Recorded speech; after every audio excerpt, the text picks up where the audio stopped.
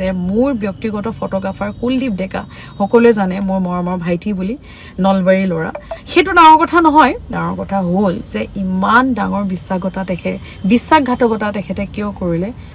নমস্কাৰ মই ময়ূৰী দত্ত এটি সৰু কথা জনাবলৈ আপোনালোকৰ আগত এই ভিডিঅ'টি প্ৰস্তুত কৰিলো হেয়া হৈছে জোৱাকালিৰ পৰা বহুতে ফোন কৰিছে মেছেজেছ কৰিছে যে সোশ্যাল মিডিয়াত ইতিমধ্যে গম পাইছে যে মোৰ ব্যক্তিগত ফটোগ্ৰাফাৰ কুলদীপ ডেকা সকলোৱে জানে মোৰ মৰমৰ ভাইটি বুলি নলবাৰী লৰা আৰু তেখেতে বিগত 3 মাহ মানৰ পৰা মোৰ WhatsApp Instagram Facebook एक्सेस কৰি ৰাখিছিলে নিজৰ মোবাইলৰ লগত মোৰ যিখিনি মুলৈ মেছেজ আহে বা যেনেকুৱা ধৰণৰ মুলৈ কলস আহে গোটেখিনি তেওঁ তাতো গৈছিল হেতু ডাঙৰ কথা নহয় মোক কোনে ফোন কৰিছে কোনে মেছেজ কৰিছে হেতু ডাঙৰ কথা নহয় ডাঙৰ কথা হ'ল যে ইমান ডাঙৰ বিশ্বাসঘাতকতা তেখেতে কিয় কৰিলে হেয়া বাৰু নাজানো কিন্তু এই গোটেইখিনি কথা গম পোৱাৰ পাছত মই আইনৰ সহায় ললো আৰু আইনে খুব ধুনিয়াকৈ সহযোগিতা আগবঢ়ালে যেহেতু খুব সৰু লৰা কুলদীপ ডেকা নলবাৰী লৰা আৰু সোশ্যাল মিডিয়াৰ জৰিয়তে তেখেতৰ লগত মোৰ পৰিচয় হৈছিল আৰু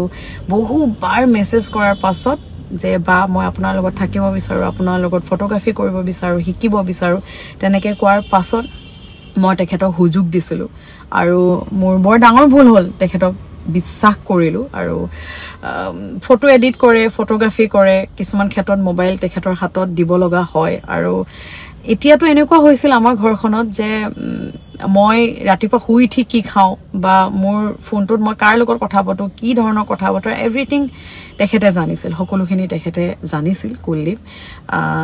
নিজৰ ভাইটিত কৈও বেছি মৰম কৰিছিল বৰ ডাঙৰ বিশ্বাসঘাতকতা কৰিলে আমাৰ লগত কিন্তু কিয় কৰিলে তাতকৈ ডাঙৰ কথা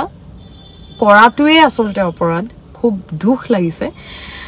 বেছি নকওঁ বেছি কৈওটো লাভ নাই এতিয়া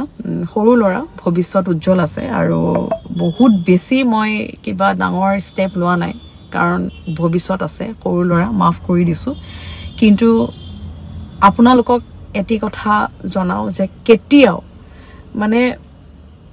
কেতিয়াও কাকো মানে সহজতে বিশ্বাস নকৰিব মোৰ যেটো ভুল হ'ল আপোনালোকে কেতিয়াও নকৰিব কাৰণ আজি মোৰ হতে হৈছে কাইলে আপোনালোকৰ লগতো হ'ব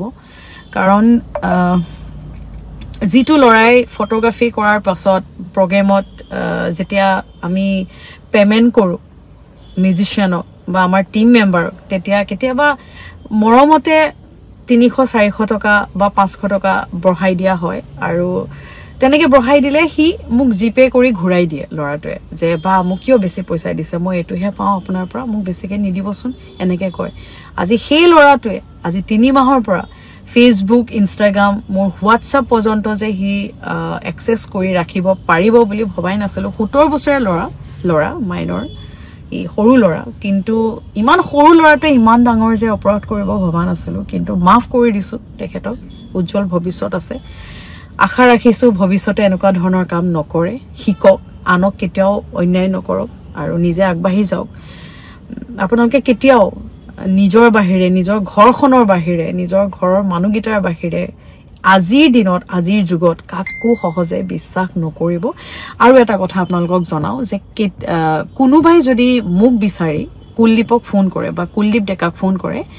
তেতিয়াহলে মই আপোনালোকক জনাও যে আজিৰ পৰা কুলদীপ ডেকা আমাৰ হৈতে নাই আমাৰ টিমত নাই আমাৰ কোনো ধৰণৰ অনুষ্ঠান কোনো ধৰণে জড়িত নহব কুলদীপ ডেকা গতিকে আপোনালোকে মোক বিচাৰি যদি কুলদীপক ফোন কৰে তেতিয়াহলে হেয়া মই জনাও যে কুলদীপক ফোন নকৰিব আৰু তেখেত আগুৱাই যাওক নিজৰ ভৱিষ্যতটো গঢ়ক আৰু ইমান ডাঙৰ অপৰাধ কৰাৰ পাছত মোৰো মানে কোনমান মানুহৰ প্ৰতি বিশ্বাসটো কমি গল আৰু ভাইটি আছিলে ঘৰতে আছিলে মানে এনেকুৱা 1 মাহত 15 দিন আমাৰ ঘৰতে থাকে লৰাটো আৰু কেতিয়াবা ফটো এডিট কৰিবলৈ কিবা কৰিবলৈ মোবাইলটো দিয়াটো স্বাভাৱিক কথা কিন্তু সেইটোকে যে হি সুযোগ হিচাপে লব আৰু এনেকুৱা ধৰণৰ কাণ্ড কৰিব বুলি ভবা নাছিল গতিকে গম পালো মাফ কৰিলো আৰু আইনেও সহযোগ কৰিলে তাৰ বাবে বহুত ধন্যবাদ আৰু যি সকলে সোশ্যাল মিডিয়াৰ জৰিয়তে বা ব্যক্তিগতভাৱে মোক ইমান সহযোগিতা আগবঢ়াইছে বহুত ধন্যবাদ